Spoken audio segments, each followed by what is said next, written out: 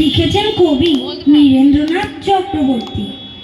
একদিন ছুটি পেলে শহর পিছনে ফেলে, জানিস তো সবাই কোনখানে যেতে চাই পিকনিকে বারবার? ডায়মন্ড হারবার, ডায়মন্ড হারবার, ডায়মন্ড হারবার।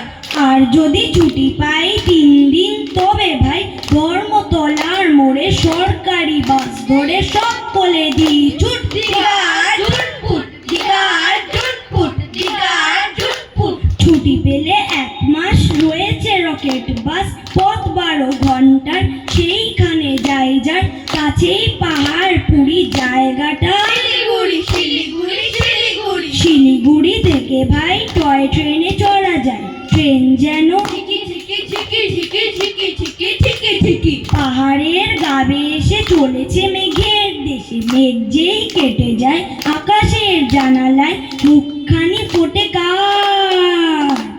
কাঞ্চনজঙ্ঘার, কাঞ্চনজঙ্ঘার, কাঞ্চনজঙ্ঘার।